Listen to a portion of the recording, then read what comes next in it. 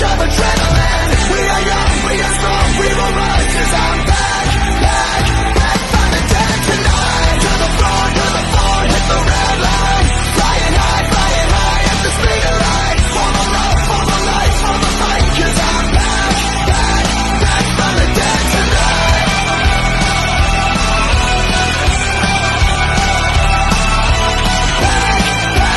Back from the dead tonight. Dead tonight. Back from the dead tonight. Dead tonight. Back from the dead tonight. Good evening, everybody. Thanks for joining us here on our new show, the WWE Spotlight. I'm your host, Bobby, and this is Joshua. we are going to be breaking down all of the WWE action, one show, one time, one night, versus staying up 3 hours doing a podcast on Monday, then trying to find some time to watch SmackDown, do a podcast, and watch Rampage.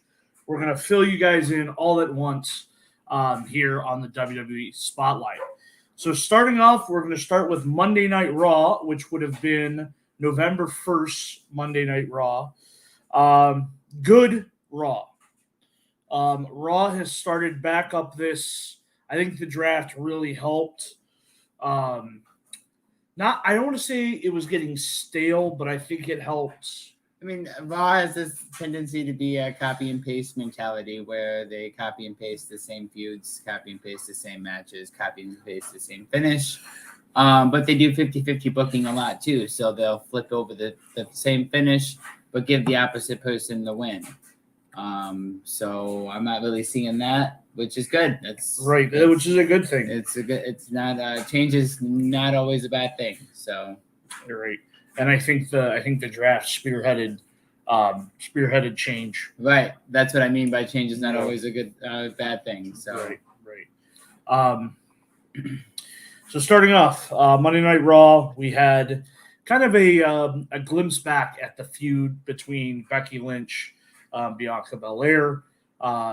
We know that Becky made her return at SummerSlam after she took out Carmella. She said to Belair, "Let's go." And she, in 27 seconds, buried a talent was on top of the mountain for 6 to 9 months while Becky was away. In WWE fashion, just buried her, swept her right back under the rug. And that's what I thought was going to happen. They didn't do that, obviously, because they built the match for Crown Jewel and then so on and so forth. But this was supposed to be the last, in my opinion, should be the last in this feud. At this point, if Belair cannot get it done tonight, she needs to go to the back of the line and let's get somebody else an opportunity. I thought Crown Jewel was going to be that way. Like, no, it's a triple threat. So I know, but it's still, that was like her second or third opportunity already for it. So it should have already sent her back. How many times did we see Kevin Owens try to fight Roman Reigns? How many times did we see Roman Reigns at Brock Lesnar? So what we think should happen, Vince has got a whole different mindset. But I really do believe this should be Belair's last. If she can't do it tonight, she needs to go to the back of the line. There's too many good women in that division to allow one person the spotlight again and again and again. Let's get somebody else up there. Starts out like it's absolutely should. Very fast paced, very personal. Belair's hair definitely becomes a weapon, which I am really confused on how they continuously allow that to be a thing. I mean, it's not a weapon, but yet it's weird. Well, it's kind of like if you wear a necklace to the ring, then if you forget to take it off before the match starts, then it's fair game. That's true. So I guess hair pieces are a part of that. Right. I mean, it's kind of like if you weave your hair and you got a big, long weave, it's kind of like fair game. She uses it for herself and it can be used against her. So, but nevertheless, this was an 18-minute match. definitely got me pumped for the rest of the show. Becky Lynch retained the Raw Women's Championship, and I do believe that with that, Belair is definitely going to be headed to the back. Let's talk about how she retained it, though. Turnbuckle to the face, exposed turnbuckle to the face, surprise roll up for Becky Lynch to retain the title. Right, no man slam, not the disarmer, a roll up. Right. What is it with both promotions and your roll ups? Mm-hmm. It seems to be the only way that people can be in their eyes protected. I know. So Who? I don't know. I wish that we could just have a clear winner. There's no if the person's strong enough as the champion to be the champion, they could give them a clean win. And it kind of leaves us wondering, like, is she really going to get pushed to the back of the line? It was a roll up. You know, if she would have tapped out, Right. you know, then clearly you tapped, you're done, back of the line. But because you got rolled up, now it And there leaves was an exposed turnbuckle involved. you know, clearly there's, you know, I hate to say it, but this is probably not the last time. No, we're probably going to see them fight back in the ring again. But we knew that she wasn't going to lose tonight because they are wanting Lynch and Charlotte at Survivor Series. Oh yeah, for sure. I mean, that's the money right there. That's the money match. That's what they want. So we knew that was going to happen regardless. But nevertheless, they put on a amazing match to start the evening. This just goes to show you that when Raw wants to start the night big, when they don't do the opening promo for 20 minutes, this is what they can do. Mm-hmm, absolutely. You know, it just seems like week after week after week after week, we always get the beginning of the Raw as an opening. Somebody was talking, yeah. As an opening promo, Yeah. and it's like, why? We don't need this, Yeah. you know? You come in from the video, you know, live. You come in after seeing the fireworks on TV. You get the WWE promo. You're there. I want to see action. Let's get it. All right, let's get it. Let's start with a championship match. Let's start with diving into a 20-minute, you know, Feud that's been building. A feud that's been good hot since SummerSlam, you know. This is how we start the flagship show. Yep, absolutely. You know? Yep. Oh, I completely agree. And they definitely started out with a bang. Now, on not so much of a bang, I don't want to say that this is, you know, happened out of nowhere, but it happened out of nowhere. Austin Theory, and this Rey Mysterio. Well, Austin Theory's been feuding with Dominic. So Boys will be boys. Leading into this, he's just been kind of going with the whole. He's been beating Dominic, so now he wants to be daddy. Well, he beat Daddy by disqualification because somebody couldn't hold their temper. Here's what I will say. I'm really, really looking forward to the Mysterio turn. Oh, the Dominic turn? Yeah. I'm really excited for it. And I know they're teasing it, and they're teasing it and teasing it. They keep teasing it. I'm done with the appetizers. I don't want a salad. I don't want soup. Give me my entree. Let's go. Give it to me, please. But nevertheless, Austin Theory defeated Rey Mysterio by disqualification, match lasting 10 minutes and 30 seconds. It was an okay match, nothing to write home about, but definitely this won't be the last, obviously, between Theory and the Mysterios. I don't think so either. I think that eventually he will. He's gonna find somewhere in him to find a tag team partner and team up, and he's gonna pull it over on him, and that will be the deciding factor in what turns Dominic But hoorah to WWE. They are not one for patience on They're something giving like patience. this, but they are definitely giving patience on Well, this. you got to wonder how much of it is patient, how much is Ray is saying, hey, he's not ready yet, or when Ray tells Vince, hey, I don't think it's honestly. I think it's more so of. I think sometimes WWE. I mean, we'll talk about it later on, but with WWE, sometimes they can do really good stories. Roman Reigns stories, for instance. They're doing one really good right now. With the head of the table, The the bloodline. bloodline. They're doing that story really good. With the whole Paul Heyman division with the Brock Lesnar in a weave-in storyline. That's a good storyline. That is something you are hooked on. When WWE wants to do a good story, they can do a good story. If they don't want to pay attention to you, Right. they won't pay attention to you. Right.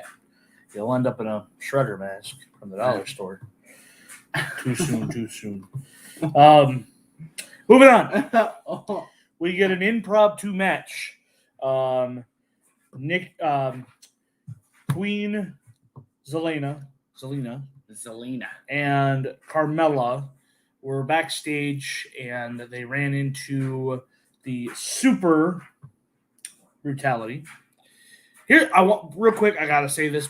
I called them the Super Brutality before they were even before they were a tag team. I called it. I'm gonna say I called it first. Moving on. They said give the boys some credit. Zelina and Carmella were talking down to Ripley and Nikki ASH. They're beneath them.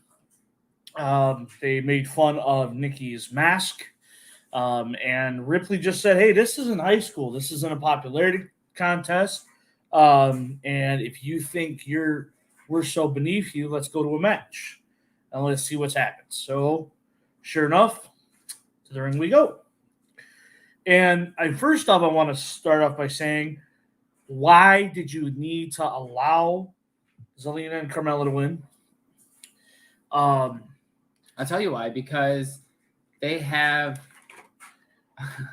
We'll talk about this later too. 50% booking. Well, no. They have released so many women tag teams that they don't have anymore, so they have to create some. So they have to put viable threats for the. Well, the thing is Carmella's a terrible wrestler. Okay. Don't let Corey Graves hear you say that. Okay. She is a. I don't want to say a Nikki Bella, but I'm going to say a Nikki Bella. She is somebody who will show up to appearances, who can be a face per se, but in ring, it's not so great. I don't know. I think you're giving her. I don't think you're giving her enough credit. I think that she does a decent job with what she's given. I will say she does that well. But everything that she's won, every accomplishment, has been with somebody. It's never been out of the whole James Ellsworth. She was, And then she went to Kofi, and then she went to R-Truth. I get it. I do get that. She's never had a good storyline on her own. Yeah, I mean, but she does good with what she has. She deals with what she has, and. You don't always get the best material, but your job is to make do with what you have. I guess. I just think that Zelina is a much better talent, and I think that there's better talent than Carmella to pair with her. I mean, yeah, they did release Zelina into 2020, and they hired her back in 2021. Like so they must have seen something in there. Yeah. But if they would have, instead of releasing somebody like Ember Moon, we could have released Carmella and had. But we could go all night on the what ifs, but the reality of the situation is this is what we have. Is Carmella the best in-ring person? No. However, I think that it's good. She does well with partnerships. Not hogging the spotlight. She's good at holding her storyline. That's what I mean by she does good with what she has. She plays her role well, and she isn't afraid to be worried about what her character looks like at the end of the day. She's all right with taking the L if she has to, and she's okay with knowing when she has to take the W. Right. But she did get the W against. It was a very quick match, 8 minutes and 15 seconds. They were able to get the win over Super Brutality for that match. Next, we have another kind of quick filler. I'm going to say filler, but it's never filler when Balor is to the ring. His entrance is by far one of the best in all of WWE. It's rare that an entrance is so spot on with the way he moves, his music, the lighting, everything is seamless from the very start of his music. It's very rare that happens, and his is just there. He is in one-on-one action with Chad Gable, and Otis is over there by himself. Poor Otis, man. Poor Otis. Yeah, how does he go from winning Money in the Bank to being completely off the face of the earth? Well, at least he's not on the cut list, like his like the other guy from Heavy Machinery. But I thought Heavy Machinery was one of the best tag teams, that they were going to go places. Next thing I know, it's all Mandy Rose's fault. She's your NXT Women's Champion. I don't want to talk about it. Nevertheless, she's on her way to the top right now. I don't want to talk about it. As Otis is watching Gable getting tore up. Yeah, well. And Gable did get tore up in 5 minutes and 45 seconds. So not some time filler. Give Balor some time. When will Balor get his due? I have been saying that since I watched that man take on Seth Rollins and when become the inaugural Universal Champion. Man, look, like he's better than Reigns in my opinion. Him and AJ Styles are the Bret Hart and Steve Austin of this era. They can go, man. They've got fan bases. They've got resiliency for days. Quit having Omos and AJ Styles. Now you've got them on the same brand. Build the Bullet Club. This is a prime opportunity. This is the first time that WWE could actually build a Bullet Club. Do it. You have them on the same brand. And they could do it with two of the main members of the Bullet Club and actually get some feedback from them. Like I know you don't. The story could write itself. I know that they don't like to have those superstars have some creative freedom, but like give two of the people in your company that have some of the most experience a little bit of creative freedom. Yeah. And you could have one of the best stories that could practically write itself. You think about the Bullet Club versus RK Bro. Or you think about the Bullet Club versus the reunited Rated RKO. Think about that's that. a WrestleMania Right. caliber match. Right. Think about that because those two guys are on the same show too. Yeah, hate to say it, Riddle, but your time is coming because our rated RKO is. We're heading. We got to head there some point. Right, because we already had the feud. Right. So now we have to have the reunited. Yep. Reunition of those two because it's WWE. That's how this works. You know who would be a good pairing? R-Truth and Riddle. You think so? R-Truth and Riddle. Yeah, it would be a good combination. Really do think so. Alrighty, so after that, last week, there was a tag team number one contendership match. Dirty Dogs, Street Profits. The winner got a future tag team championship match. All was going well for the Street Profits until Omos stuck his giant nose, where it didn't belong, and cost the Street Profits the match. Well, that kind of happened 2 times in a row. This was the same copy paste. Let's fill some time match. Moves look the same, outfits look the same. I mean, I couldn't tell you. I mean, it's almost like they recorded the first one and then hit play.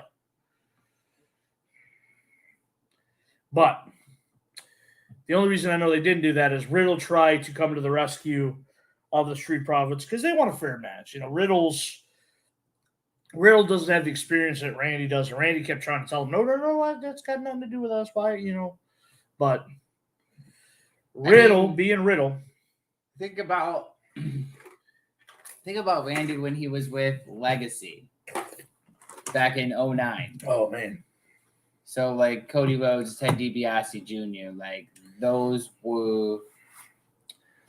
was classic Randy. That was, like, vintage Randy Orton back Michael Cole. Right. That was like when Randy Orton was, like, punting people in the head, beating John Cena, beating Triple H, beating every single person he stepped in the ring with.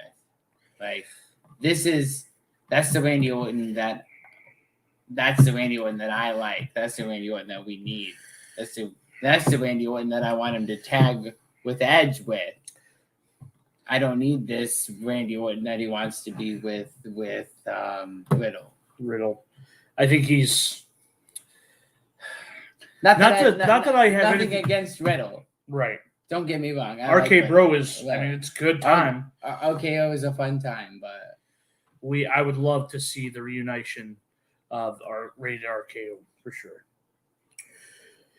After that, we get Damian Priest and T-Bar. Now, last week we saw a side of Damian Priest that I haven't seen. I didn't see yet, but this is Damian Priest from NXT days. Yeah, and that switch was flipped, and this guy is on a whole nother level. And this was a no disqualification match. And he put it on T-Bar for 13 minutes. Put it on him. Put him through a table. Whipped him through the barricades. I mean,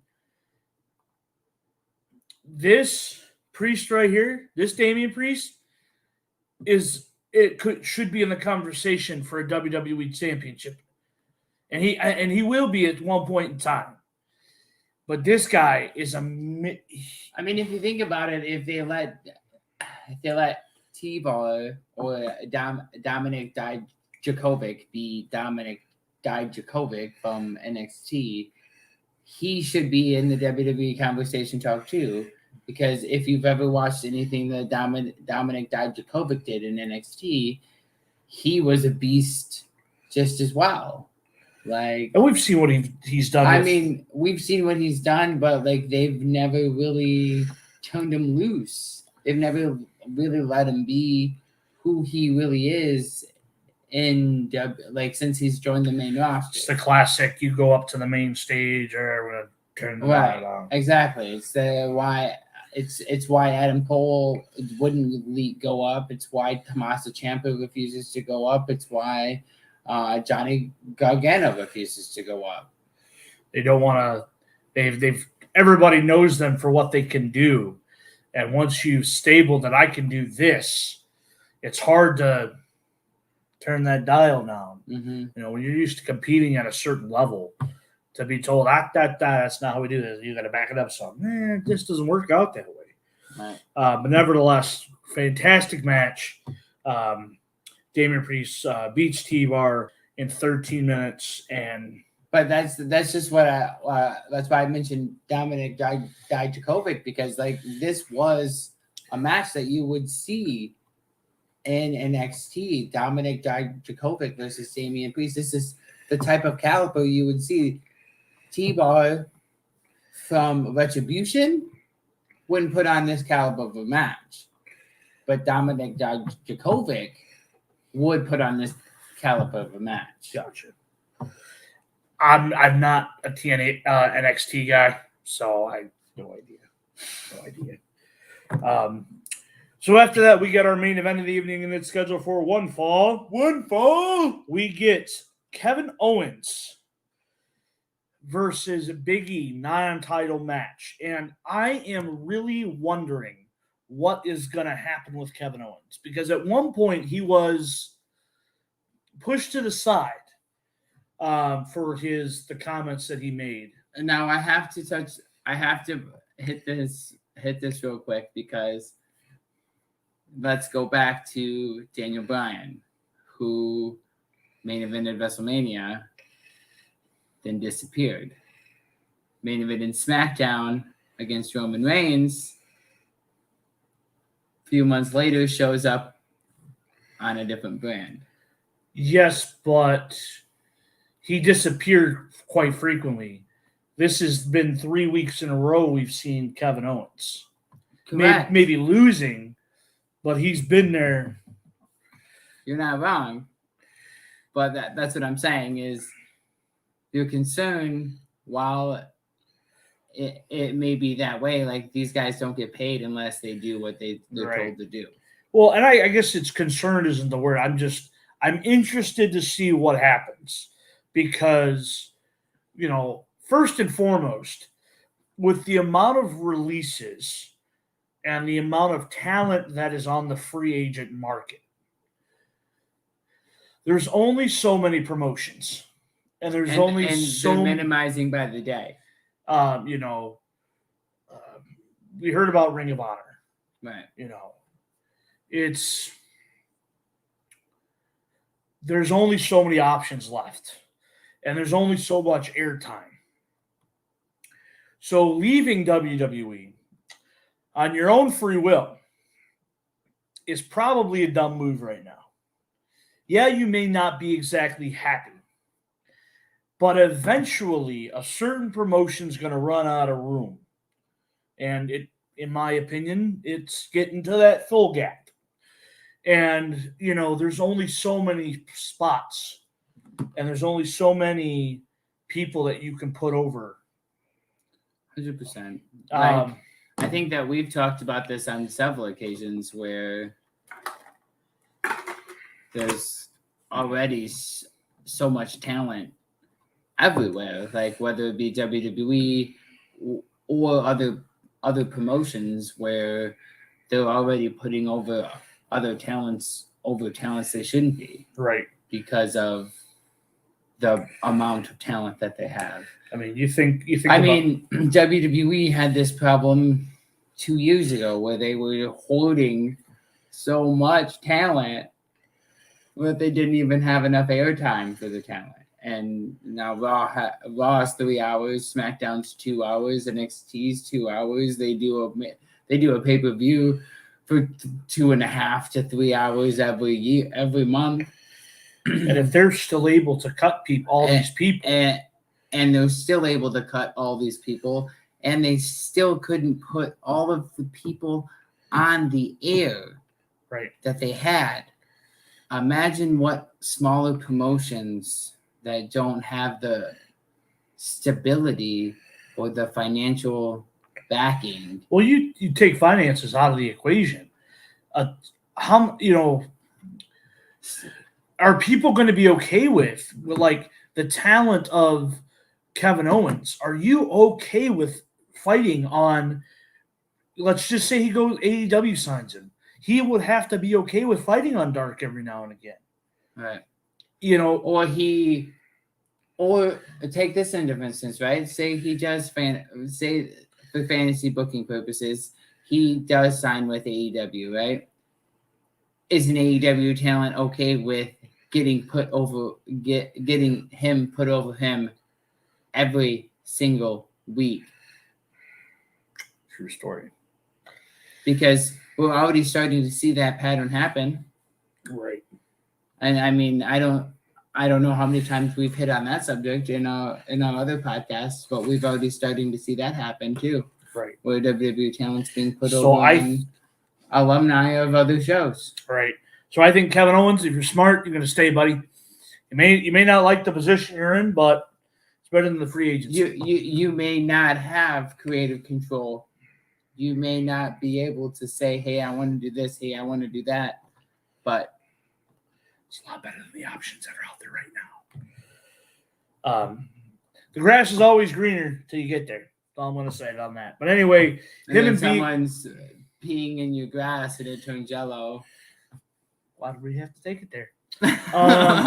This was the first time we've ever seen Big E and Kevin Owens one-on-one, and they did not disappoint. No, these two big men slapping meat, they would not disappoint. They were such a great match.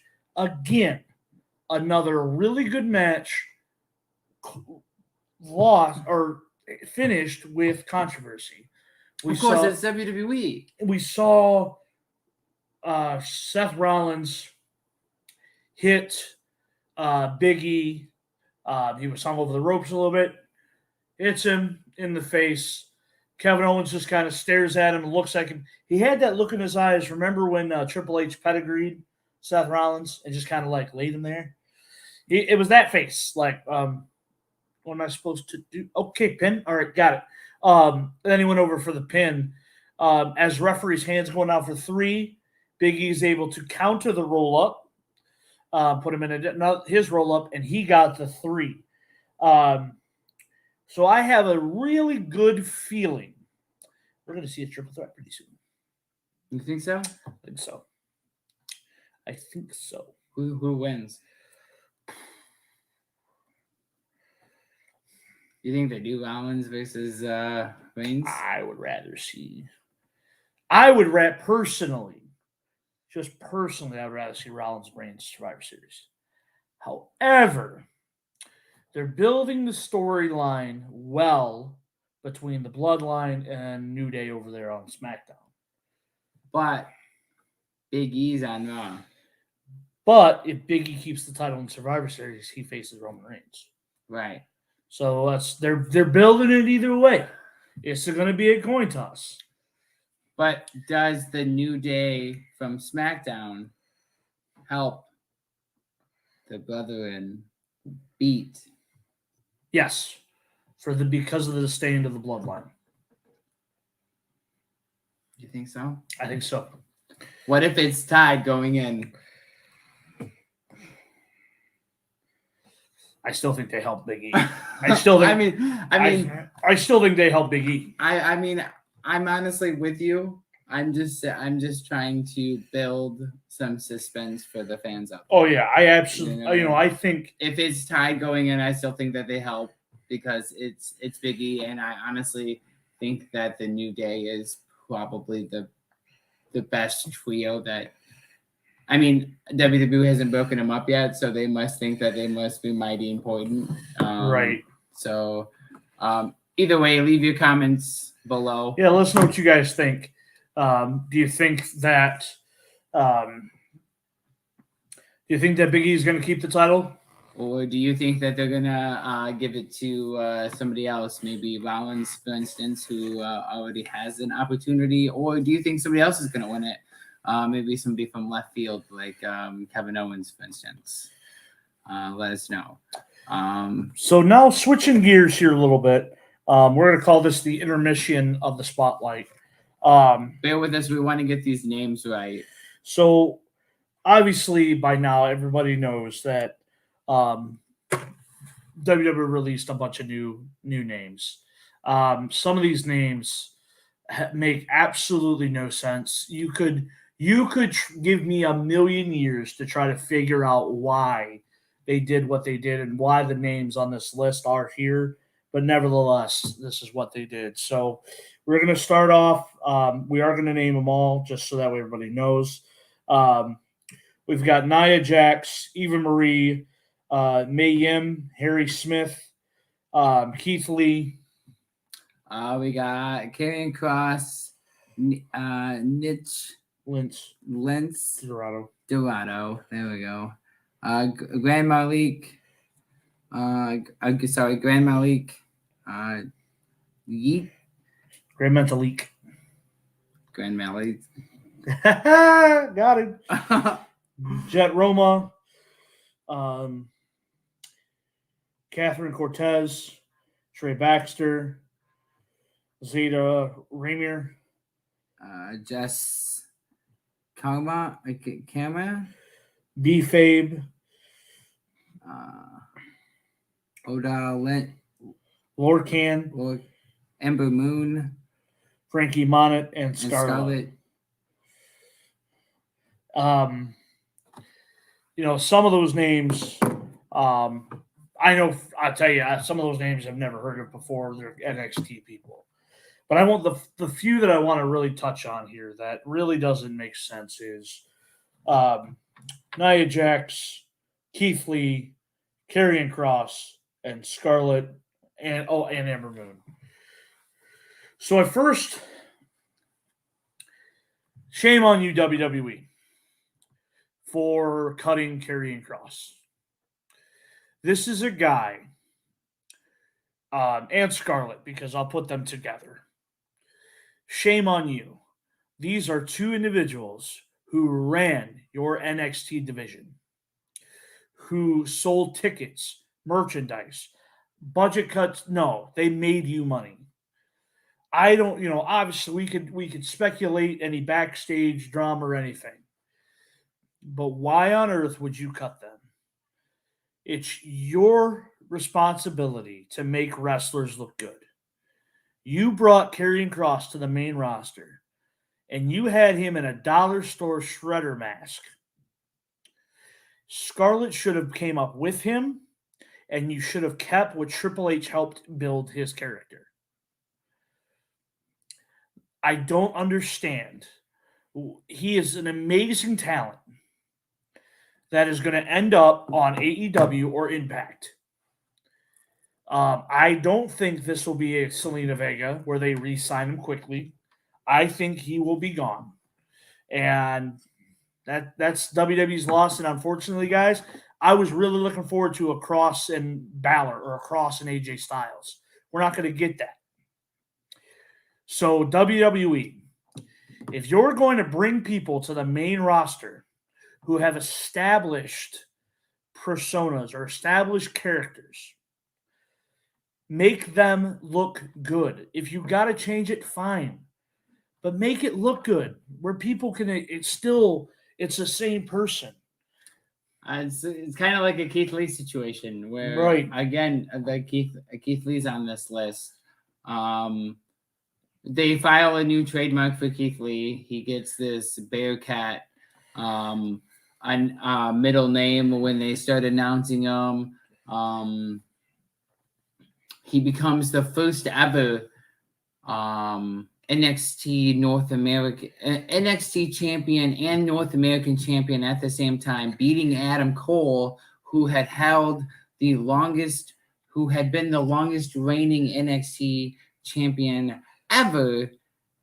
You bring him up to the main roster, and then it's another case of I don't know what to do with him. So we're going to put him in a few matches against Randy Orton, make him look really good, make Randy Orton do some bumping for him, and then we're just going to do nothing with him.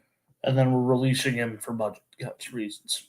Right. Come on. And not only that, but they filed a new trademark. So they spent money to file a new trademark for no reason.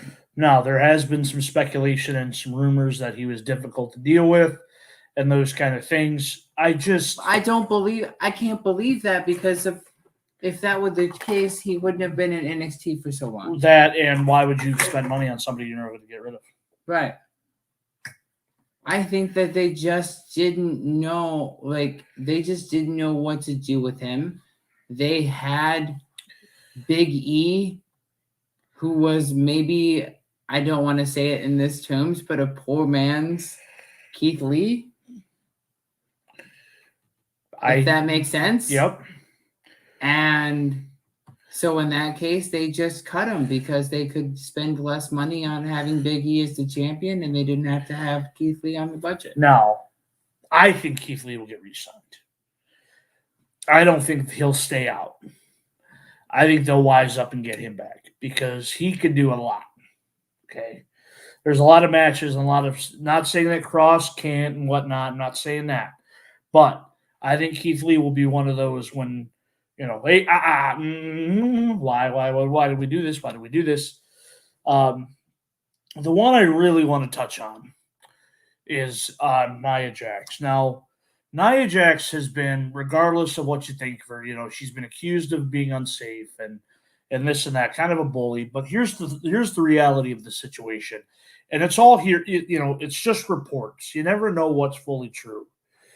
But she has been off TV for some time, and what she has and what the reports are reading is she was taking time for a mental reprieve. Okay, and she was scheduled to come back in the middle of November. But she had asked for some more time. I'm in a dark place. I need some time. No answer, no reply. And then she found her name on this release list. So I don't know if it's true. I don't know if it's not true. But here's what I'm going to say. Shame on you again, WWE. If somebody had came to you and said, you know what, I'm in a dark place and I need to step away, shame on you if you released them for that. With Jon Moxley, and I don't want to cross the brands a lot, but with what's going on with Jon Moxley, and you've had wrestlers like Shawn Michaels took a break. Bret Hart took a break. Stone Cold took a break. For one reason. Let's talk about that for a second, though. Those are all male wrestlers. Becky Lynch took a break to be a mother. Right. So did Lacey Evans, but they didn't take a mental break. They took maternity break. Male, female, it shouldn't matter. All I'm saying is with the WWE, you have to realize that they know their legal limits and they know what they can and cannot do. And if there's a way for them to cut corners and make the most money possible, they're going to do it. And I'm not saying that it's a good thing or a bad thing. All I'm saying is, first and foremost, they are business people, and that's what it comes down to. Right. Some of these people on the list, like another person on the list that they should never have gotten rid of, Ember Moon. I mean, imagine Ember Moon going to a brand like AEW and helping out their women's division. Somebody who, like me, who doesn't think very highly of AEW's women's division, there's only a very few people in the women's division that I actually talk about and actually think highly of. And Ember Moon would be somebody that would be very beneficial for AEW's women's division. So, absolutely. Dropping somebody like Ember Moon for whatever reason, doesn't matter for what, not a very smart decision. Yeah. Not sure she's an A+ talent. Not sure what we're thinking, guys, but apparently y'all do, so we're just fans. I mean, these are just our opinions. Pity us for having opinions. All right, guys, enough on that topic. Let's move to SmackDown. SmackDown was... I mean, it's always the same way it always is. Except for last week. Last week it was kind of crappy, but Roman was off of last week. For those of you that didn't watch, Speaking of that, SmackDown started a little differently than Raw did. It started with the Bloodline coming out. Promo time. Yep. But how good does the Bloodline all play their role? Everyone from Roman to the Usos to Heyman. Heyman goes all the way down to going back to the Lesnar angle, going all the way down to the Usos losing last week to the New Day, which we'll get into that because that's going to lead into the main event. But just how good is this angle? And it's not the whole fact of we don't get a whole lot of opportunity to talk about this angle very often, but like this angle has been so good for so long. Like Crown Jewel, you didn't know who he was passing the title to. Is he going to turn on Reigns? And if so, who is he going to side with? Do you think it's going to be Lesnar or is it going to be somebody else? We've seen him be with other people. Mm-hmm. Because if Heyman turns, that's going to be the day that Reigns loses that title. I think that we're not going to see Brock. You don't think so? Until Royal Rumble. Well, we all know we're not going to see Brock till the Royal Rumble, but I think he's going to win the Rumble. I think because that's the one thing that Brock had. Here's what I don't want, okay, and I'll just say it out is I do not want to see another year with Roman Reigns with title belt as well. That's fair. I do not want to see Roman Reigns with that belt for another year. I think he loses it at Mania. That's a whole year. No, it's not. Because you have Survivor Series, then you have the Rumble, then you have Mania. Win that belt? When did Roman win that belt? SummerSlam. Okay. So subtract 2 months. That's a whole nother year. It's almost a whole nother year, but it's not. Another year. But it's not. Here's the thing. I think this angle has been great. The Bloodline story, great. Absolutely love it. Okay, cool. Here's the thing. What makes a good bloodline? What makes a good storyline? Loses as well as wins. Right. Somebody needs to beat him. Right. Because if you are on top of the mountain, eventually we're going to get tired of seeing you there. You know, the thing Hulk is, Hogan had to fall off that mountain. Stone Cold fell off the mountain. John Cena fell off the mountain. So here's the thing. With this, it's another thing of WWE is actually being patient with this one. And I'm darn proud of that. Mostly because I don't like the way he's gotten the wins. Now, there are some things that I have not been very happy with and how he's gotten the wins. Because I think that if you're going to push a champion to this level, some of the wins need to be clean. Okay? I'm not gonna fight that point. I will say that if you can compare and contrast the champions, there are better champions in the win-loss record who have defended more and have had more match and have had more wins. However, the storyline, everyone is playing their role to excellency. Okay, so but we've got a great storyline, but we've got a bad champion. But I guess I'm so caught up in the old ways of doing things, you know, to be the man, you got to beat the man, and everybody's stepping up. And, you know, I get that Roman Reigns, because here's the thing, just like on Raw, Big E is there. He's going in matches. Roman Reigns, he hardly ever fights. Okay. Evolution is a mystery, right? We had Triple H as the World Heavyweight Champion when he was part of Evolution. Yeah. Right? How many times did he defend the title? Only when he had to. Right. I hated that then. Right. Exactly. That's what I mean. That's what I hated that. compare this to. Because if you look at Paul Heyman as the Ric Flair of this group, right? That's a. And then you can use the Usos as Randy Orton Batista. That's a stretch.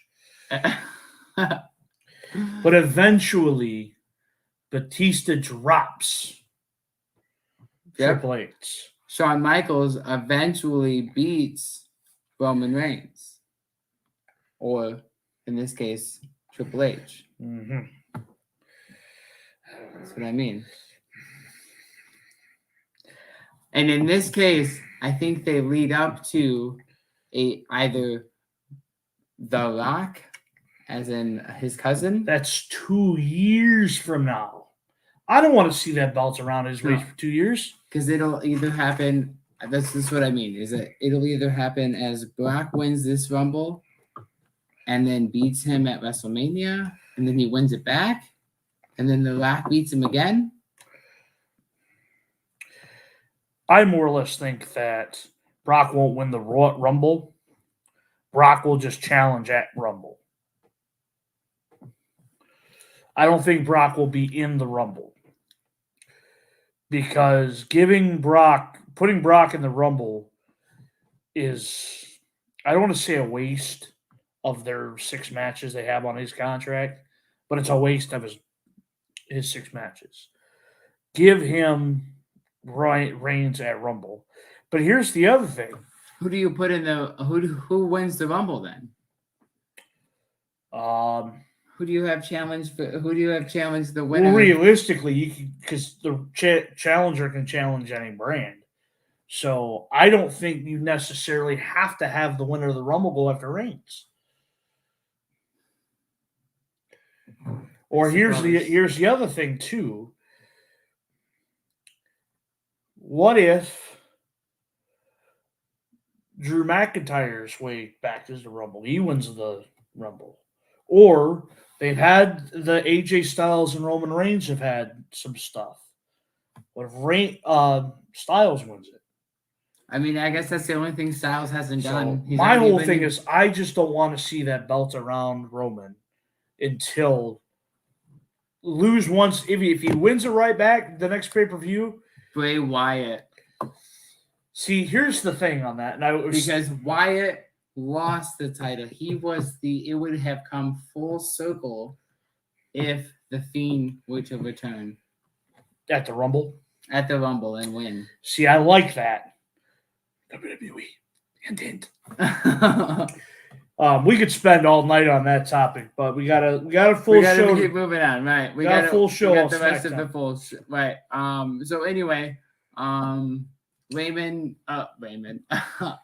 Reigns asks Heyman. I tried to combine their names there. You see what I did?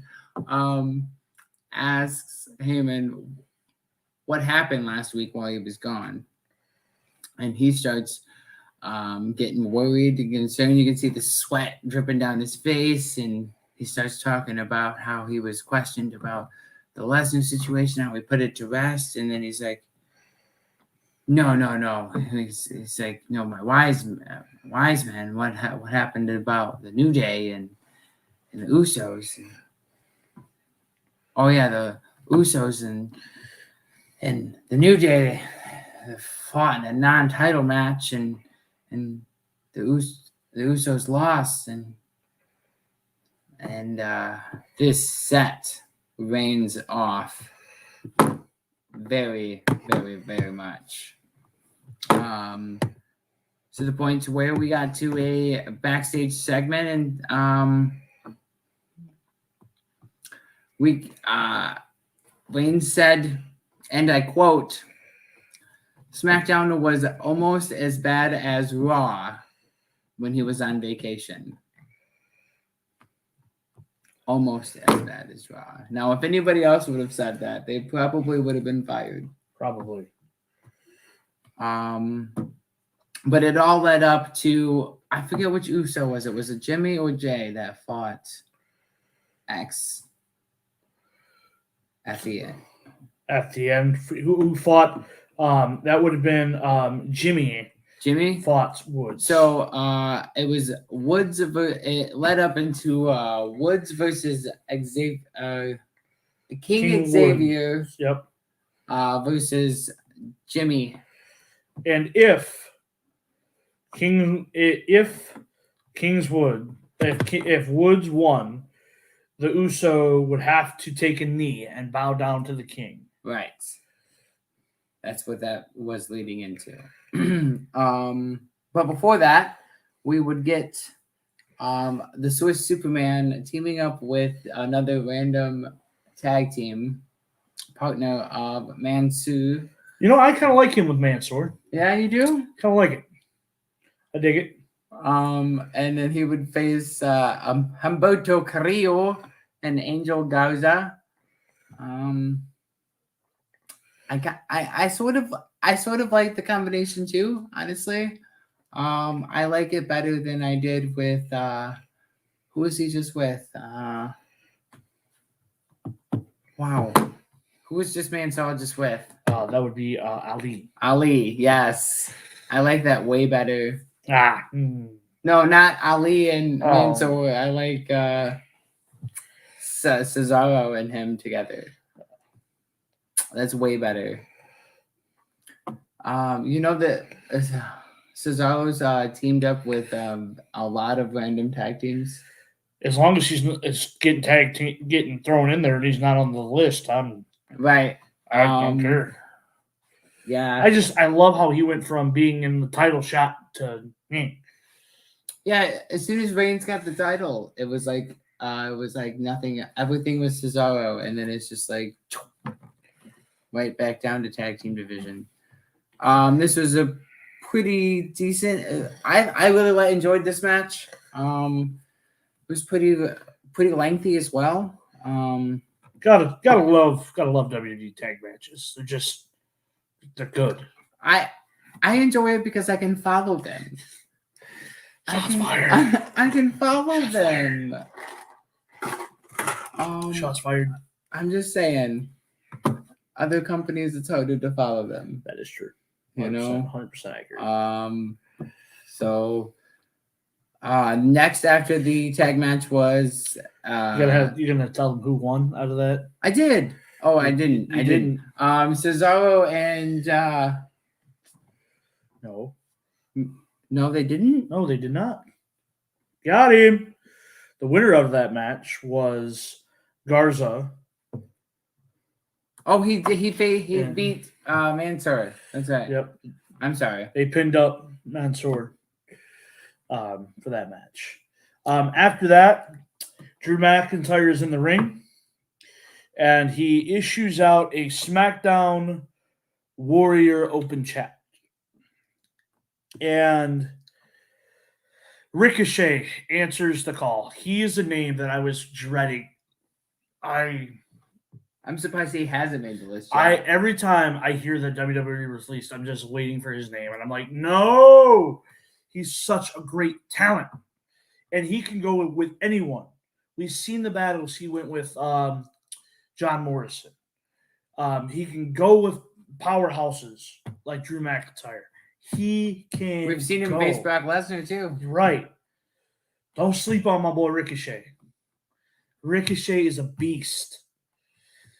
And even though he came up short in this bout to that night, and what a way for Drew McIntyre to hit the Claymore out of that moonsault. I was waiting for Ricochet's head to be in the third row. Ricochet may not have gotten the win on Friday, but you know what? To be able to be a high flyer and to step to the beat of Drew McIntyre is amazing. Absolutely amazing. We've got to talk about this constant addiction that Sonya Deville has for Naomi. So Naomi was facing off against Shayna Baszler. I mean, I don't even know where it came from. It came from, so there was a on the bump. they asked the question. She was on there. Sonya Deville was on there, and they asked her, "What's the beef? Like, what's going on?" She says when she looks at Naomi, she doesn't see the fire in her eyes. All right. She's just there. Okay. And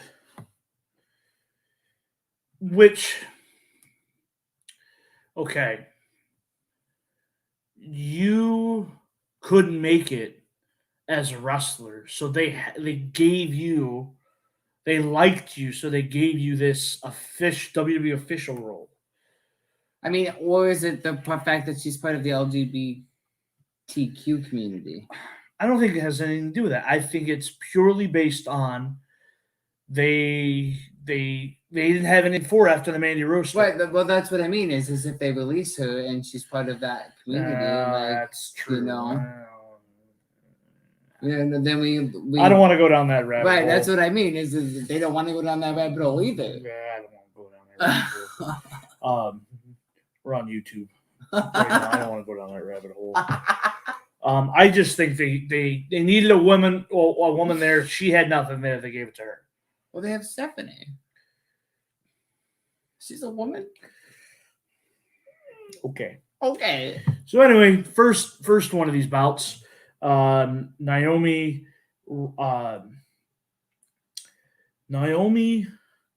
has a pinfall on Shayna Baszler. The ref counted to 5. Or, I'm sorry. Yeah, she rolls up Baszler. Naomi rolls up Blazer. And is holding on the ropes, which, was a dirty pin. But the ref didn't see it. Pin, she beat Baszler. However, Sonya Deville comes out and says, technically, you didn't win her. You grabbed the ropes. Restart the match. Well, that second match didn't go Naomi's way.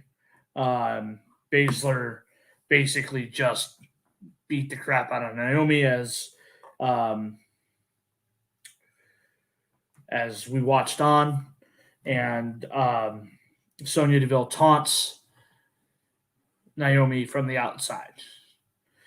So I believe we will see Naomi and Sonya Deville. Why haven't we yet? That's my question. Why haven't we? We haven't had it clean. We have, but we haven't had it clean.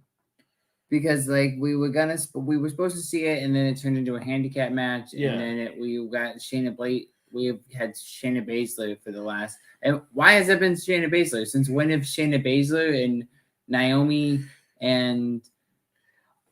I think the way they're doing this is because both of them have MMA backgrounds. Who? Deville, Sonya Deville, and Baszler.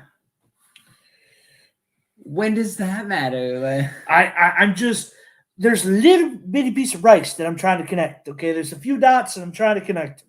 That's all I got. I can't help you out any more than that. I can't help you out. But what I can tell you is that Sonya Deville has chosen Shayna Baszler as her person, just like Vince had. Vince chose the Undertaker. You pissed Vince off, face the Undertaker. That was or Umaga or whatever, Right. So one-on-one with the Undertaker. Just real quick, because I'm not going to spend a lot of time on these, the two filler matches of SmackDown. We had a happy talk with Corbin. Oh yeah, happy talk with Corbin. Madcap Moss and the Viking Raiders. Viking Raiders, right, which led into a match of Happy Corbin, Madcap Moss, and the Viking Raiders. We just decided they didn't want to fight anymore, and so the Viking Raiders won by count. Yeah, they just was like, "Deuce, we're good, we're straight." There was that, and then we had a little bit of promo between Sami Zayn and Jeff Hardy. So that'll probably be next week. Them two. And now we are at our main event, which is scheduled for one fall. And this is the King Woods versus Jimmy Uso. If Jimmy loses, he will have to bend the knee to the King. Bend the knee. And try as they may, Jay being at ringside, and obviously Kofi was on the side of King Woods. Try as they may. How good is X? Xavier Woods is so good. So I used to talk about this when we did the Seeing Red podcast, but ever since Xavier Woods has done the solo matches, I think with Bobby Lashley, instead of going through those, like we've really seen an improvement in his one-on-one game, and I think that people don't give him enough credit. He is so good. He is good. And people need to give him more credit than they actually do. Yeah, people got to stop sleeping on Woods. Yeah, he is actually really good. He has way improved. I used to watch him when he first got into the WWE, when he first started getting into New Day, when New Day was just starting out, and when they didn't even use him as a talent in New Day, they just had him as a manager in New Day. And it was primarily just Kofi and Big E, and you would just see Xavier just tooting the horn, Francesca. Right. And as Xavier would get better, would start seeing him get into matches. But you have definitely seen him increase. And I don't agree with him getting a win over Balor. I don't agree with that. I don't think so either. I think that Balor should have won and should have been king. However, to keep a good storyline and a good feud on SmackDown, you had to give it to somebody on SmackDown. Right. How good is X? Really good. And this match shows that he's for real. People sleep on him all the time, and you shouldn't, because Woods can get on there. He's resilient. He's high flying. He can get you some power moves. But nevertheless, the Usos trying to do what they do best, numbers game, trying to sneak everything they can. They tried and they lost. And at the end of the night, Jimmy was going to have to take the knee to King Woods. Well, unfortunately for Woods and Kofi, the tribal chief made his way to the ring. And right before Jimmy could take the knee, Roman Superman punches Woods and spears Kofi. And we end SmackDown with the Bloodline standing over New Day. Acknowledge me. So that is your WWE Spotlight. I appreciate everyone who tuned in to watch. We are going to be doing this one on Sundays, except for on WWE pay-per-views. Then we'll move over to Saturday. So this week, inside the Squared Circle, we're going to have the All Elite Hour on Wednesday, 30 minutes after Dynamite. And then you cannot forget Full Gear. We're going to do a recap show for that on Saturday, 30 minutes after Full Gear. Got a jam-packed show. And then it wouldn't be a proper WWE Spotlight if I didn't draw attention to the Survivor Series matches that WWE had released on Twitter. Just like they released their superstars. On Twitter, which is weird, but so I gotta say, I am excited. Kind of tweaked out a little bit, though. There you go. Because they have the half of the Raw Women's Champion, Raw Tag Team Champions. Women's without the other one. Yeah, which is kind of weird, but I love this combination. So, and if you see here, we're missing somebody. for Raw. Because we've got 1, 2, 3, 4, 5. 1, 2, 3. Oh, wait. Nope. I'm sorry. Couldn't count. I apologize. That's on me. So for the men, for representing the Raw brand, we've got Seth Rollins, Finn Balor, KO, and Rey and Dominic Mysterio versus. That's my team. You got Team Raw? I think I got Team Raw, man. I think that. Here's my problem with Team Raw. I do not think they're going to be able to overpower the Scottish Warrior in Drew McIntyre. But have you known me long enough? I'm all about speed, man. They got the speed advantage. They got Dominic, they got Ray, they got Balor, they got Rollins. Dominic, I don't think is an asset to them. I think he's inexperienced. But they got the speed. All I care about is the speed, man. Okay. For SmackDown, we have Drew McIntyre, the charismatic Enigma, Jeff Hardy, King Woods, Sami Zayn, and Happy Corbin. Here is that Happy Corbin and the weak links, I will call them. Is again another team that. Why is the Kofi not on it? Because you got who's that? Who do they call that guy? The Madcap. He's just a manager. Yeah. Why isn't he with? Because you can only fit so many people on a poster. Right. I understand that, but for the women, now I am taking this team right here.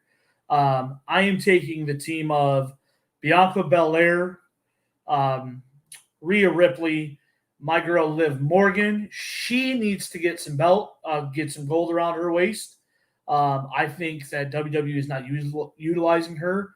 I would like to see her against Becky Lynch next, but moving on. Carmella and Selena Vega. Here's my only problem. That is Queen. It's Queen. I'm sorry. That is your queen. Here's my problem with this group of ladies right here. 2 of these 5 women do not play well with others. And I think that will be a problem for Team Raw. And Team SmackDown, we've got The Boss. We've got Shayna Baszler. Chauncey Blackheart. Natalia. I have no idea who that is. Wow, guys. I feel bad. Who is that?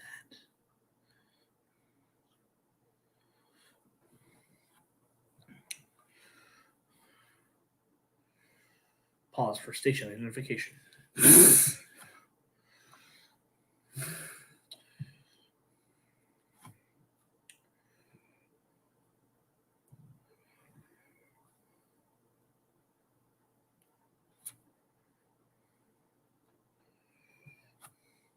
Yeah, The Boss, Baszler,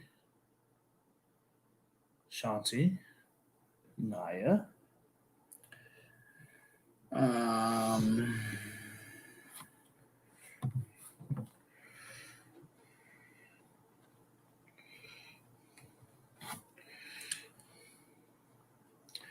Josh is looking this up for us. I apologize. Aaliyah. That's who that is. Aaliyah. Okay. So again, a little I'm going to say that's the experienced team over here. But you also have Baszler, who doesn't work well with others. I think Natalia will help keep them in line. So I want to hear you guys, your thoughts on that. Post in the comments, inside the squared circle. Who do you think? Later on, I'll post this. I want to see what your guys' thoughts are on the Survivor Series teams. So who do you have? So I've got Team SmackDown for the men and Team Raw for the women. Okay. Well, we have to pick a team.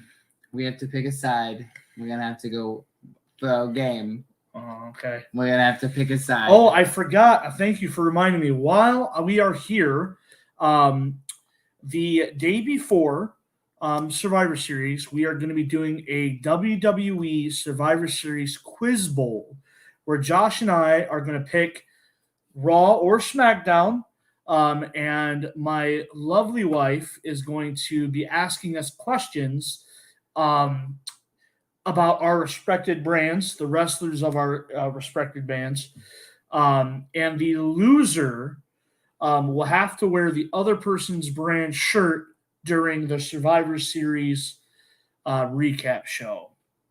So I'm going to leave it in your guys' hands. Who do you think should represent Raw and who do you think should represent SmackDown out of the two of us? Let me know what you guys think. This video will tally the votes. Give me Raw. I want to represent the men's Raw team, so please give me Raw. Okay, please give me Raw. Survivor Series is the 21st. So we'll say the night. We'll look at the votes on the 18th. That's Thursday the 18th. Thursday, November 18th. And then that podcast will be on the 19th. I'm sorry, it'll be that Friday after SmackDown because I have an event on that Saturday. So we'll look forward to that, guys. But for us here inside the Squared Circle and the WWE Spotlight, I'm Robert. I'm Joshua. And you guys have a great night. We'll see you on the All Elite Hour on Wednesday. Good night, everybody.